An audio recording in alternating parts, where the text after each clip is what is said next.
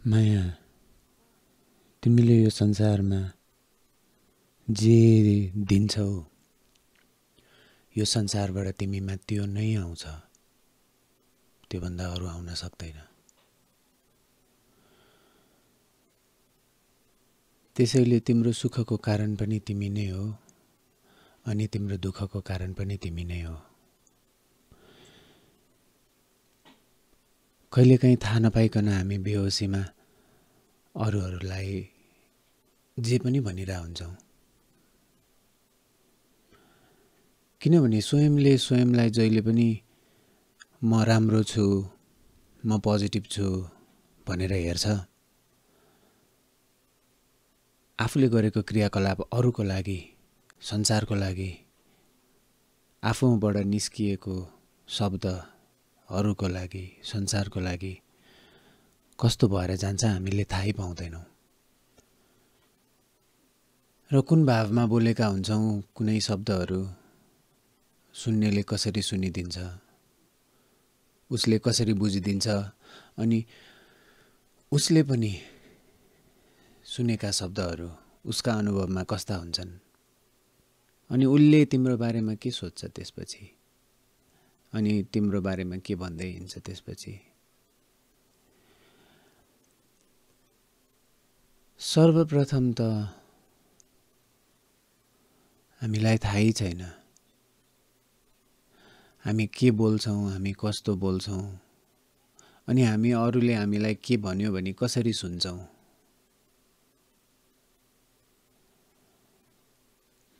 यो सब कुराहरूले एकदमै सूक्ष्म सूक्ष्म सानो सानो कुराहरूले, सानो सानो बोलीहरूले, सानो सानो वचन, सानो सानो व्यवहारले यो संसारमा हामीबाट कस्तो ऊर्जा गइरहेछ भन्ने निर्धारण गर्छ र जसको फलस्वरूप हामीमा त्यस्तै ऊर्जा फर्केर आइपुग्छ। अनि हामी मानिसहरू आफू नराम्रो छु भनेर देख्न चाहँदैनौँ। सबभन्दा प्रथम पाइला हामी मनुष्यले चाल्नुपर्ने भनेको आफूलाई थाहा नभएको स्वीकार्ने अनि म नराम्रो छु भनेर स्वीकार्ने, आनन्दले स्वीकार्ने। यो थाहा पाउने बित्तिकै कि मलाई थाहा छैन, थाहा हुने मार्ग सुरु हुन थाल्छ। यो स्वीकार्ने बित्तिकै कि मसँग खोटहरू छन्, म नराम्रो छु र आफ्नो नराम्रोपनलाई देख्ने, यो छ ममा नराम्रो भनेर देख्ने बित्तिकै ती सम्पूर्ण कुराहरूमा प्रकाश पर्छन्, ती सम्पूर्ण कुराहरू राम्रोमा परिणत हुन थाल्छन्। आफूले कसै सामु केही कुरा राख्दा, केही कुरा भनिरहँदा यसले ममा के फर्केर आउँछ, मैले यो बोल्दै गर्दा अब यो मेरा बोलीहरूले, यो मेरा विचार, यो मेरा कार्यहरूले, यो मैले गर्ने, मैले बोल्ने, मेरो हावभावले ममा कस्तो फर्किएर आउँछ भन्ने निर्धारण गर्छ। र जस्तो भावका साथ हामीले बोलिरह हुन्छौँ कसैसँग, चाहे उसँग रिसाएर होस्, गहिरो नमिठो सम्बन्धमा बोलिरह होस्, चाहे उसँग प्रेमले खुला हृदयले बोलिरह होस्, हामीले जस्तो पठायो त्यस्तै फर्किएर आउँछ। र अधिकांश हामी मानिसहरू हामी के बोल्छौँ, के गर्छौँ, के भन्छौँ सानो सानो रूपमा ख्यालै आफूलाई गर्दैनौँ। र यो नगर्नुको कारण, यो स्वयंको ख्याल नहुनुको कारण, स्वयंलाई नजान्नुको कारण, जसरी तिमीले अरू मानिसमा भएको खोट सजिलै चिन्न सक्छौ, तिमीले तिम्रो शरीरमा, तिमीले तिम्रो मनमा, तिमीले तिम्रो बानी व्यवहारमा, तिम्रो जीवनमा भएको खोट सजिलै स्वीकार्न र निहाल्न सक्दैनौ। यसैको कारण यी खोटहरूले नै हामीले बोल्दा हाम्रो मुखारविन्द अगाडि आइपुगेर हामीले भन्न खोजेको भन्दा यी खोटहरूले भन्न खोजेको कुराहरू निस्किन्छ। हामीले अरूमा कस्तो व्यवहार गर्छौँ ख्याल गर्दै गर्दै गर्दै मात्र गए पुग्छ। जीवनमा मनमा परिवर्तन आउनुपर्ने स्वतः आफै आउँदै जान्छ, आफै हुँदै जान्छ। मलाई थाहा छैन ऊ भित्र को बसेको छ, कसरी बोल्छ, उसले के सपना देखेको छ, उसले के सोच्छ, उसको जीवन कस्तो हो, कहाँबाट आउँछ, कहाँबाट पलाउँछ, यो हामीलाई थाहै हुन सक्दैन, मलाई थाहै हुन सक्दैन। तर प्रकृतिको नियम यस्तो छ कि कसैको कसैलाई पनि थाहा हुँदैन, कतैको कतैलाई पनि थाहा हुँदैन। किनभने तिमी जस्तै ऊ पनि हो, तिमी जस्तै म पनि हो, तिमी जस्तै हामी सारा मनुष्य जाति हो। हामी सारा मनुष्य जातिको एउटै खालको प्याटर्नहरू छ हाम्रो शरीरमा, मनमा। अनि यो संसार तिम्रो ऐना हो, तिमी जस्तो गर्छौ त्यस्तै तिमीमा आइपुग्छ। यदि तिम्रो जीवन नमिठो भइरहेछ, यदि तिम्रो जीवनमा कम्प्लेनहरूले भरिरहेको छ, यदि तिम्रो जीवनमा दुःखहरू भइरहेको छ भने, अशान्त भइरहेको छ भने, यो अशान्त तिमीले नै क्रिएट गरे हो, तिमीले नै बनाएको हो। कुनै समयमा अन्जान ख्यालमा नआएर कसैलाई केही बोलिन्छ र त्यसकै कारण तिमीमा आज यो अवस्थाको सृजना भएको हुन्छ, यो दुःखको सृजना भएको हुन्छ। कर्मले काम गर्ने भनेको यसै गरी हो। यो संसार, यो ब्रह्माण्ड पुरै कर्मको नियमले बाँधिएको छ, कज एन्ड इफेक्टको नियमले बाँधिएको छ। यहाँ तिमीले केही बोल्छौ, उताबाट के आउँछ। यदि तिमीले साँच्चै राम्रै बोलेको छु जस्तो लाग्छ, राम्रै गरेको छु जस्तो लाग्छ भने विचार आफूलाई, कसैलाई भन्नु परेन, कसैलाई सुनाउनु पर्दैन, आफैलाई निहाल्ने, मैले के बोलेँ यसो विचार गर्ने, त्यहाँबाट के आउँछ यस्तो विचार गर्ने, मैले के भने मलाई कस्तो आउँछ त्यसको पनि विचार गर्ने। अनि बिस्तारै बिस्तारै तिम्रो जीवनको, तिम्रो सुखको र तिम्रो दुःखको जिम्मेवारी पूर्ण रूपमा तिमीले लिनै पर्छ। गुरुले भन्नुभयो, जिन खोज्या तिन पाइया। साँच्चै नै यो विश्वमा, यो ब्रह्माण्डमा जे खोज्यो त्यही पाइन्छ। जे पठायो हाम्रो चित्तबाट, यो ब्रह्माण्डबाट त्यही कुराको सृष्टि भएर हामीसम्म आइपुग्छ। अफसोस यो छ कि हामी बेहोसीमा ब्रह्माण्डलाई पुकार गर्छौँ र के माग्छौँ थाहै पाउँदैनौँ, के पठाउँछौँ ब्रह्माण्डमा हामी थाहै पाउँदैनौँ र यो अन्जानमा जुवा खेले जसरी सुख पनि आउन सक्छ, दुःख पनि आउन सक्छ। जबकि स्वयंको पूर्ण ख्याल भयो, आफ्नो हरेक व्यवहारको, आफूले विशेष गरी अरूलाई हामी कसरी बोल्छौँ, अरूमा हामी के बोल्छौँ, यो ख्याल भयो भने अरूबाट के हामीमा आइपुग्छ पूर्ण रूपले आफैलाई ख्याल हुन्छ। यो त स्वयंको जिम्मेवारी आफूले लिएको भयो। हामी प्रत्येकले स्वयंको जिम्मेवारी यसै गरी आफूले लिन सक्यौँ भने यो सारा विश्व, यो सारा हाम्रो समाज, यो सारा हाम्रो राष्ट्र, यो सारा ब्रह्माण्डमा हामी एक जना नै आनन्दको जीवन बाँच्न सक्छौँ, प्रत्येकजनाले। तर गहिरो मनमा के उपस्थित हुनु पर्यो भने हामीलाई थाहा छैन। हामीलाई थाहा भए जस्तो लाग्छ, ठिकै छ, कुनै कुरा हामीलाई थाहा छ, हाम्रो समाज व्यवस्था चल्नलाई दिन्छ, हाम्रो पारिवारिक व्यवस्था चल्नलाई दिन्छ, केही कुरा हामी मानिदिन्छौँ, केही कुरा हामी स्वीकारेर बस्छौँ, यो सम्पूर्ण कुरा ठिक छ, त्यसलाई केही चलाउनु पर्दैन। मात्र गहिरोमा यो भए तापनि मलाई थाहा छैन यो के हो, किन छ। मेरो सासू भए तापनि मलाई थाहा छैन किन छ। मेरो बुहारी भए तापनि मलाई थाहा छैन किन छ, कसरी छ। मेरो देवर, नन्द, मेरो फुपू, मेरो मामा, मेरो हजुरआमा को छ, के छ, किन छ मलाई थाहा छैन। तर यो जीवनको सृष्टि चलिरहेको छ, यो बारम्बार दोहोरिएर आइरहने कुरा चलिरहेको छ। अनि यो बारम्बार दोहोरिएर आउनेमा आउने क्रममा म यहाँ छु र अर्को एउटा आउने क्रममा ऊ त्यहाँ छ। र मैले उसलाई के भन्ने त? तिमीले उसलाई के भन्ने? तिमीले उसलाई कसरी भन्छौ? उसले के बुझ्छ, के सुन्छ? यो थाहा हुनै नसक्ने कारणले गर्दा सबैको मनभित्र आफ्नै आफ्नै ब्रह्माण्ड भएको कारणले गर्दा सबैको जीवन पूर्ण रूपले युनिक भएको कारणले गर्दा प्रत्येक व्यक्ति एक एकमा फरक भएको कारणले गर्दा मौन धारण गर्ने। कि तिमीले उसलाई मेरो सासू भनेर समायौ भने तिमीले सासूको मात्रै कथा देख्यौ। तिमीले त्यो जीवनको कथा देखेनौ जुन परमात्मा हुन सक्थ्यो, जुन तिमी जस्तै अज्ञान स्वरूप, तिमी जस्तै अबोधमा अहिले तिमी सँगै यो जीवनमा सहयात्री भइरहेको हुन्थ्यो। तिमीले उसलाई बुहारी भनेर हेरेकै कारण तिमीले उसमा परमात्मा देख्न सक्दैनौ। तिमीले उसलाई छोरा भनेरै हेरेको कारण तिमीले उसमा परमात्मा देख्न सक्दैनौ र तिमीले उसलाई बुवा भनेकै कारणले गर्दा तिमीले उसमा परमात्मा देख्न सक्दैनौ। यो प्रत्येक पल भइरहेको सृष्टि उसमा पनि बराबर रूपमा घटिरहेछ जति तिमीमा घटिरहेछ अनि जति यो सारा सृष्टिमा घटिरहेछ।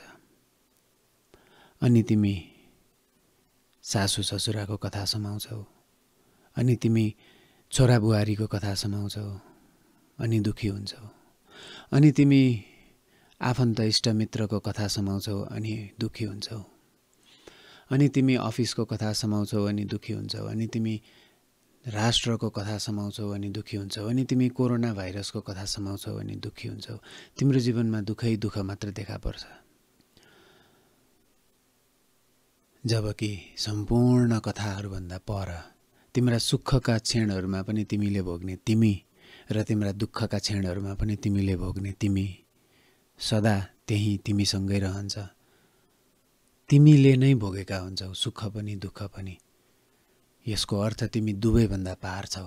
तिमीले नै भोगेको हुन्छौ सासू र बुहारीको ऊर्जा, तसर्थ तिमी सासू र बुहारी भन्दा पनि पर छौ। तिमीले नै भोगेको हुन्छौ तिमी यो संसार यो सृष्टि भन्दा गहिरोमा स्वयंसँग हुन्छौ, जहाँ कसैलाई पनि केही थाहा छैन। यो भाव राख्न थाल। जति कुनै हामी कथामा डुब्दै जान्छौँ, कुनै पनि कथामा, छोरा बुहारीको कथा होस्, आमा बुवाको कथा होस्, साथीभाइको कथा होस्, इष्टमित्रको कथा होस्, जेसुकै कथा होस्, जुन कथामा हामी गहिरोले छिर्न थाल्छौँ त्यही कथाका विभिन्न स्वरूपहरू हामीले भोग्न थाल्छौँ र बाँकी अरू जुन सुन्दर हुन सक्थ्यो, जुन आनन्दमयी हुन सक्थ्यो त्यसलाई हामी कहिल्यै पाउँदैनौँ। कि त हामीसँग सुख मात्र हुन सक्छ, कि त हामीसँग दुःख मात्र हुन सक्छ। एकैचोटि एकै समयमा दुवैको उपस्थिति रहनै सक्दैन। त्यसैले कि त सासू हुँदा बुहारीको उपस्थिति हुँदैन र बुहारी हुँदा सासूको उपस्थिति हुँदैन र दुई बीच मेल हुनै सक्दैन। यो हुन नसक्ने मेलको कथालाई देख। त्यस पछाडि न तिमीमा, न ऊमा, न अरू कोहीमा कुनै पनि कथाको, कुनै पनि पूर्वाग्रताको, कुनै पनि मलाई थाहा छको उपस्थित नभइसकेपछि तिमी पनि मौन हुन्छौ, तिमी पनि शान्त हुन्छौ, ऊ पनि शान्त हुन्छ। र वास्तविक शान्ति यहाँ मात्रै छ, यो अवस्थामा मात्रै छ, जहाँ कसैलाई केही थाहा छैन भन्ने कुराको स्वीकार हुन्छ अनि सबै शान्त हुन्छन्। यही शान्तिको नाम ब्रह्म शान्ति हो। सम्पूर्ण हामीले भोग्ने कथाहरूभन्दा पर कहिलेकाहीँ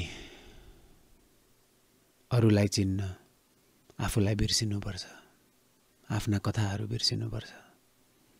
कहिलेकाहीँ आफैलाई चिन्न अरूलाई बिर्सिनुपर्छ भन्नुभयो मा पुष्पाञ्जलीले।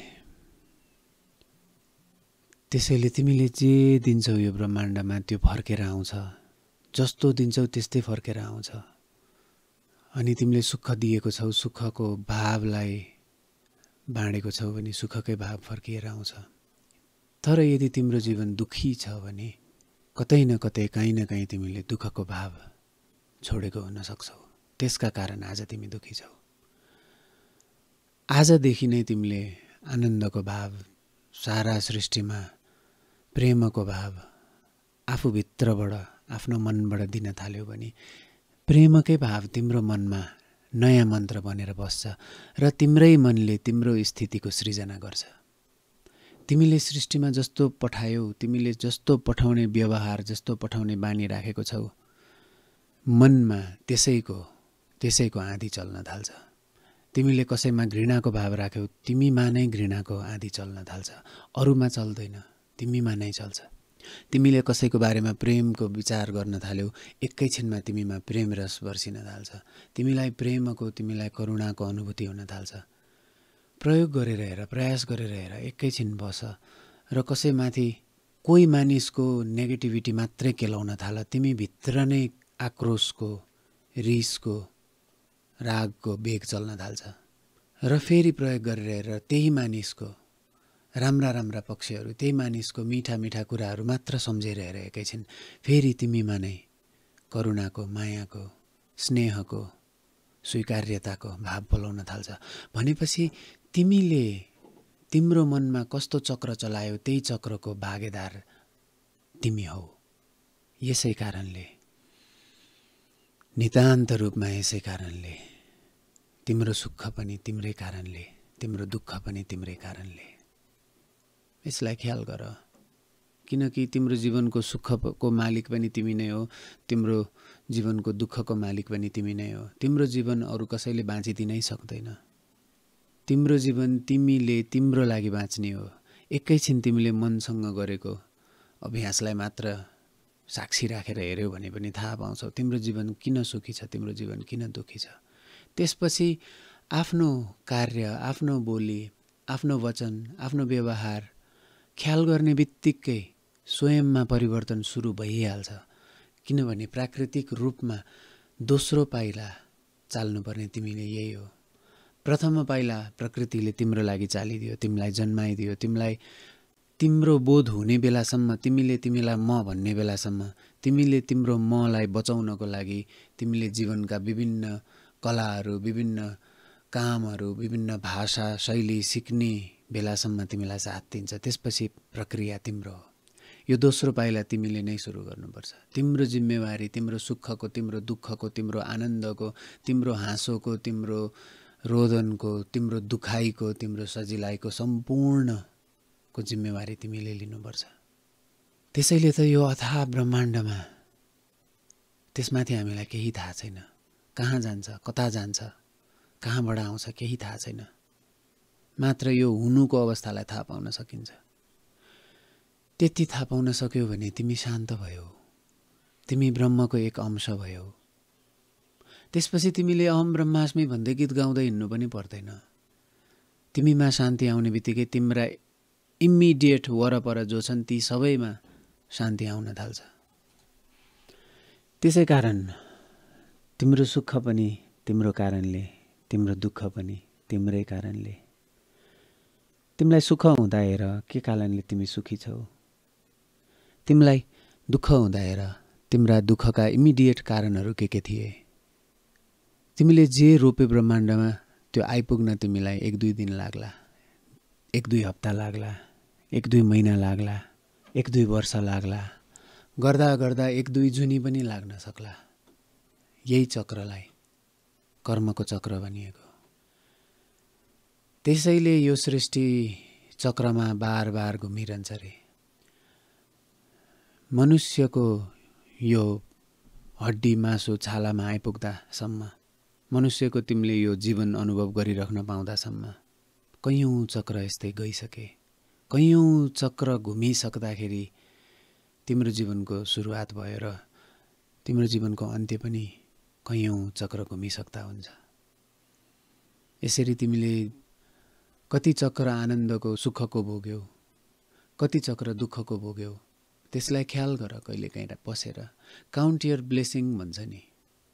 आफ्नो आशीर्वादहरूलाई केलाउनु रे। आफूले पाएको, जीवनमा पाएको आशीर्वादहरूलाई ख्याल गर्नु रे। जसरी तिमीले उसको बारेमा एकैछिन नराम्रो मात्रै सोच्यौ भने तिम्रो मनमा दुःखको, पीडाको, क्रोधको, हिंसाको भाव आउन थाल्छ। उत्ति नै क्रममा तिमीले तिम्रो जीवनमा पाएको आशीर्वादहरू, तिम्रो जीवनमा भएका राम्रा कुराहरू केलाउन थाल्यौ भने तिम्रो जीवनमा नै आनन्दको वर्षात सुरु हुन थाल्छ। भनेपछि तिमीलाई कसैले दुःख दिएको रहेछ त? तिमीले अहिले भोगेको दुःख, तिमीले अहिले भोगेको पीडा, रोदन कसैले तिमीलाई दिएको रहेछ त? तिम्रो कर्मको पूर्ण भागीदार तिमी मात्रै हौ। यसलाई स्वीकार।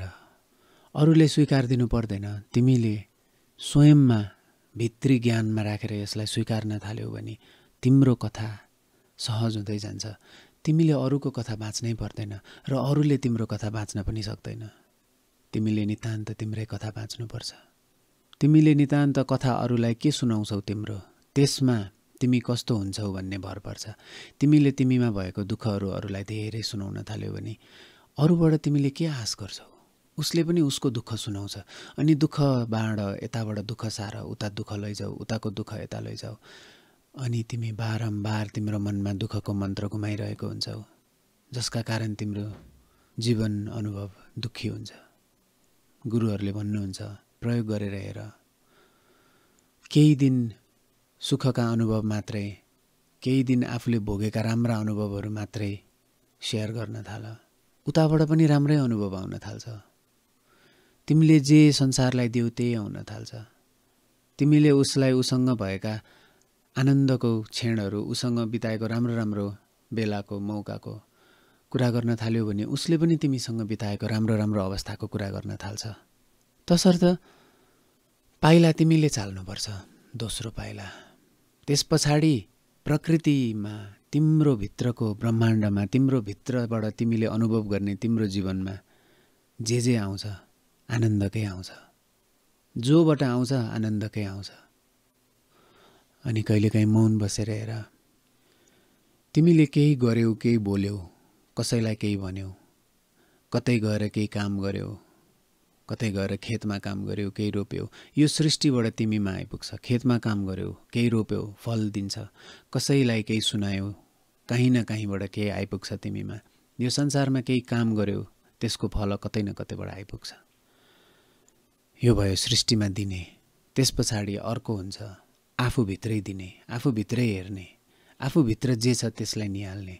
त्यो पनि दिनु नै हो, त्यो अटेन्सन दिनु हो, त्यो आफूलाई अटेन्सन दिनु हो, आफ्नो भित्रलाई ख्याल गर्नु हो, आफ्नो मलाई हेर्नु हो। यसरी आफूभित्र अटेन्सन गर्न थाल्यो भने, आफूभित्रलाई निहाल्न थाल्यो भने आफूभित्रबाट पनि यो सृष्टिले, यो ब्रह्माण्डले बोल्न थाल्छ। यो भाषा बेग्लै छ। यो अनुभवको भाषामा जान्छ, यो अनुभूतिको भाषामा जान्छ। विभिन्न अनुभव गर्न सकिन्छ जीवनमा। हाँसोका, विभिन्न रोदनका, विभिन्न पीडाका, एकदमै कष्टकरदेखि लिएर एकदमै सुन्दर जीवनसम्म बाँच्न सकिन्छ। कुनै पनि अवस्थामा, कुनै पनि परिस्थितिमा। हामीले मनलाई कता घुमाउँछौँ, हामीले मनमा के कुराको मन्त्र राख्छौँ त्यसमा भर पर्छ। हामीले जे कुरा दोहोऱ्याइरहन्छौँ त्यही कुरा हाम्रो मनमा मन्त्र बन्ने हो। त्यसैले आफ्नो जीवनको, आफ्नो व्यक्तित्वको, आफूभित्रको उतार चढावको, आफूभित्रको सम्पूर्ण परिस्थितिको ख्याल गर्न थाल। तिमीले नै गर्नुपर्छ, अरू कसैले गर्दिदैन। तिमीले नै हिँड्नुपर्छ तिम्रो बाटो। तिमीले नै सुखको, दुःखको, आनन्दको बिउ रोप्नुपर्छ। जेको रोप्छौ त्यही फर्केर आउँछ। तिम्रो जीवन नितान्त तिम्रो, पूर्ण रूपले तिम्रो हो। जसरी बाँच्छौ त्यसरी तिम्रो हो। आफ्नो जीवनको जिम्मेवारी लिऊ र आजैदेखि स्वयंलाई निहाल्न थाल अनि आफूमा आउन थालेको आनन्दलाई बाँड। आफूले जीवनमा भोगेका सुन्दर क्षणहरूलाई बाँड।